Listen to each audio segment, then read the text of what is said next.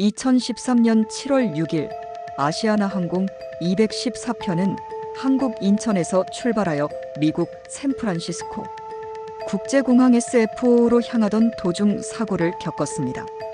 이 항공편은 보잉 777-200ER 항공기로 착륙을 시도하는 중 활주로에 미끄러지며 추락하였습니다. 주요 사건: 사고 발생 214편은 샌프란시스코 공항의 28일 활주로에 착륙하려던 중 항공기의 속도가 부족해지면서 사고가 발생했습니다. 기체는 활주로를 벗어나면서 뒤집히고 일부 파손되었습니다. 사망자 사고로 3명이 사망하고 180명 이상이 부상을 입었습니다. 사망자는 모두 탑승객이었으며 승무원과 나머지 승객들은 대부분 부상을 입었지만 생존했습니다.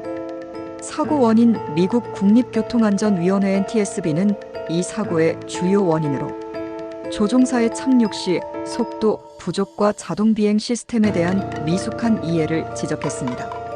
또한 착륙을 위한 최적 속도를 유지하지 못한 점이 사고를 초래한 중요한 요소로 밝혀졌습니다.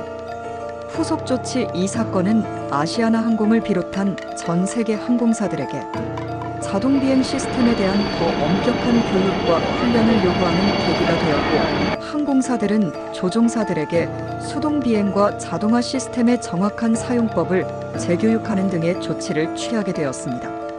이 사고는 항공사들의 안전관리와 교육 시스템에 중요한 영향을 미쳤고, 이후 비슷한 사고를 방지하기 위한 노력들이 강화되었습니다.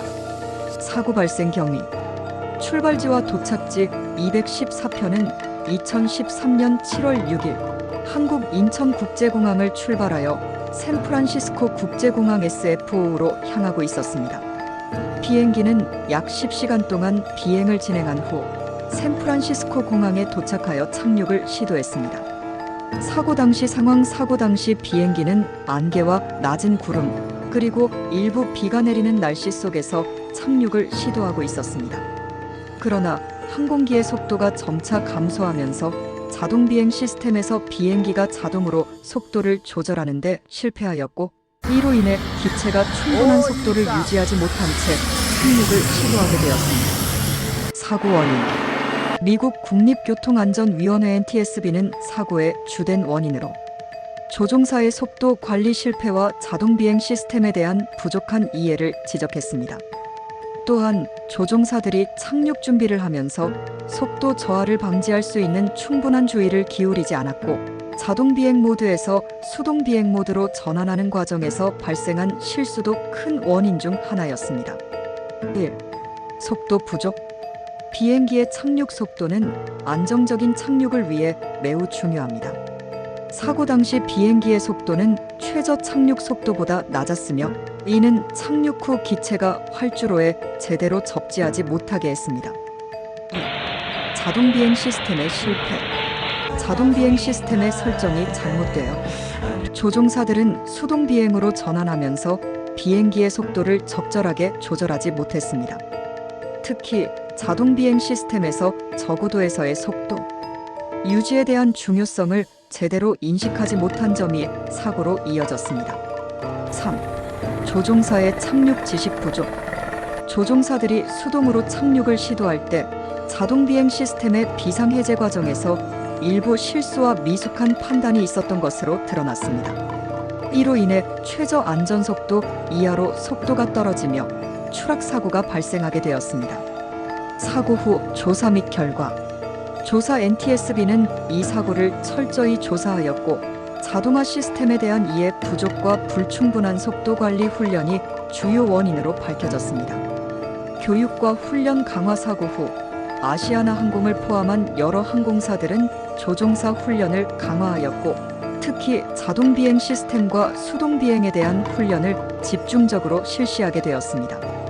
또한 착륙 시 상세한 속도 관리와 관련된 교육이 강화되었습니다. 사고 이후의 영향: 항공사 내부의 변화: 아시아나항공은 사고 후 조종사 교육 프로그램을 대폭 개선하였고, 자동 비행과 수동 비행 시스템 간의 전환을 더 원활히 할 수 있도록 훈련 체계를 개편했습니다. 또한 항공사 안전 규정과 프로토콜을 강화하였고, 기술적 장비의 점검이 더 엄격해졌습니다. 항공업계 전반에 교훈. 이 사고는 전 세계 항공사들에게 중요한 교훈이 되었습니다.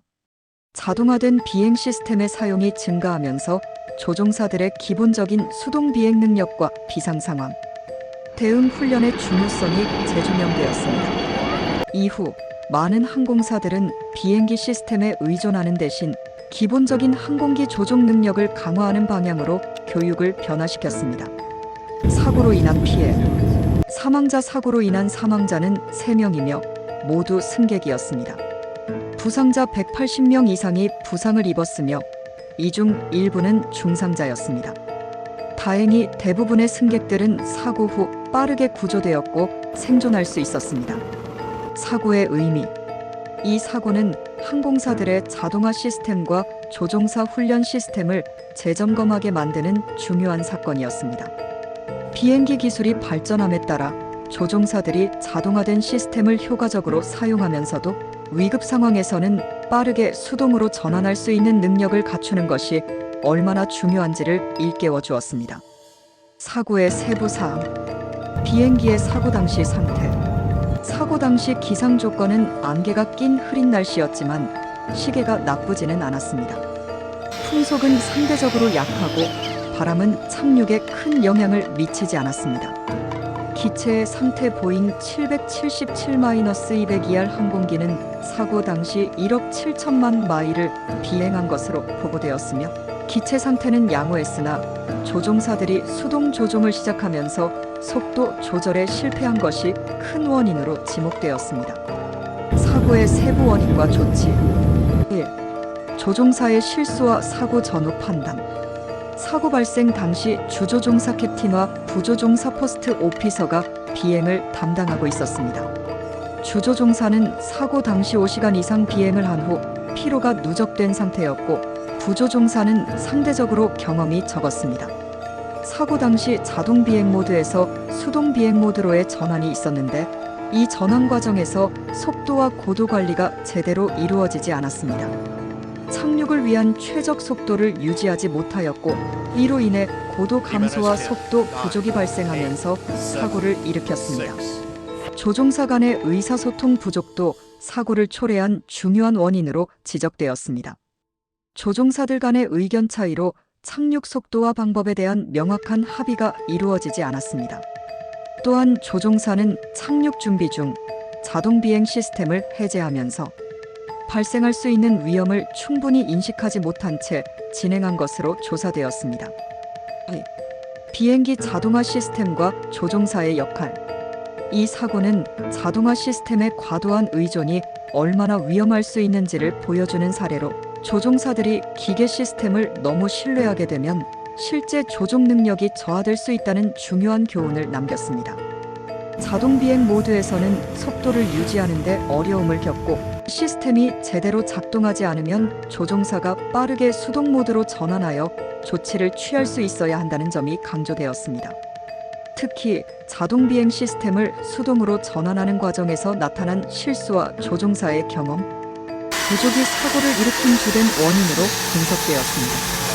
이에 따라 자동화와 수동 비행 간의 전환 훈련이 강화되었고 위급 상황에서의 조종사의 판단력을 키우기 위한 교육이 중요시되었습니다. 3. 인간의 실수에 대한 교훈. 사고는 결국 인간의 실수가 주요 원인으로 작용한 사례였습니다. 비행 중에는 비록 자동화 시스템이 존재하더라도 조종사들이 최종적인 책임을 지고 상황에 맞게 반응할 수 있어야 한다는 점을 상기시킨 사건이었습니다. 이 사고를 통해 항공사들은 조종사 훈련을 보다 강화하고 상황별 대응 훈련에 집중하게 되었습니다. 조종사의 피로와 커뮤니케이션 부족도 사고를 일으킬 수 있다는 점이 강조되었습니다. 특히 장거리 비행 후 피로가 쌓인 상태에서의 착륙은 더욱 위험할 수 있으며 이를 예방하기 위해 항공사들은 근무 시간과 휴식 시간을 보다 철저히 관리해야 한다는 교훈을 얻었습니다. 사고 후 대응과 변화. 1. 조종사 훈련의 개선. 사고 직후 아시아나 항공은 훈련 프로그램의 강화에 나섰습니다. 특히 자동 비행 시스템과 수동 비행 모드 간의 전환 훈련을 강화하고 속도 관리와 비상 상황 대응에 대한 실습을 확대했습니다. 또한 조종사들이 비상 상황에서의 즉각적인 대응을 할 수 있도록 다양한 시나리오 훈련을 진행했습니다. 자동화 시스템의 점검.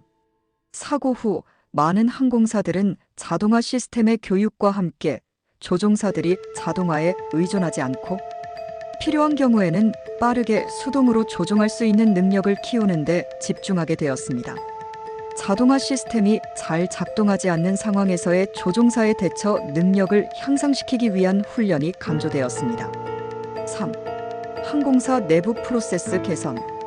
아시아나항공은 사고 후 조종사 교육뿐만 아니라 안전관리 시스템을 대폭 개편했습니다.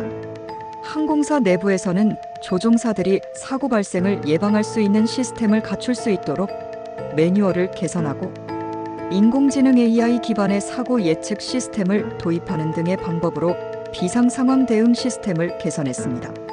사고 이후의 법적 사회적 반응. 1. 법적 책임. 이 사고로 인해 아시아나항공은 여러 가지 법적 책임을 지게 되었습니다. 피해자들이 항공사에 대해 손해배상 청구를 했고, 이 사건은 항공사들의 안전 책임을 다시 한번 환기시키는 계기가 되었습니다. 또한 조종사 교육과 관련된 법적 기준이 강화되었고, 항공사의 안전 규제도 더욱 엄격해졌습니다. 2. 사회적 교훈. 이 사고는 일반 대중과 항공 전문가들 사이에서 항공 안전에 대한 경각심을 높이는 데 중요한 역할을 했습니다. 비행기 사고에 대한 관심이 높아지고 항공사들의 안전관리와 조종사 교육이 중요한 사회적 이슈로 떠오르게 되었습니다. 결론. 아시아나항공 214편 사고는 조종사 훈련, 자동화 시스템, 인간의 실수가 결합되어 발생한 사고였으며, 이로 인해 전 세계 항공업계는 안전관리와 조종사 교육의 중요성을 재인식하게 되었습니다. 이 사건을 계기로 비행기 사고 예방을 위한 전방위적인 노력이 강화되었고, 특히 위기 상황에서의 신속한 판단력과 대응 능력이 중요한 교훈으로 남았습니다.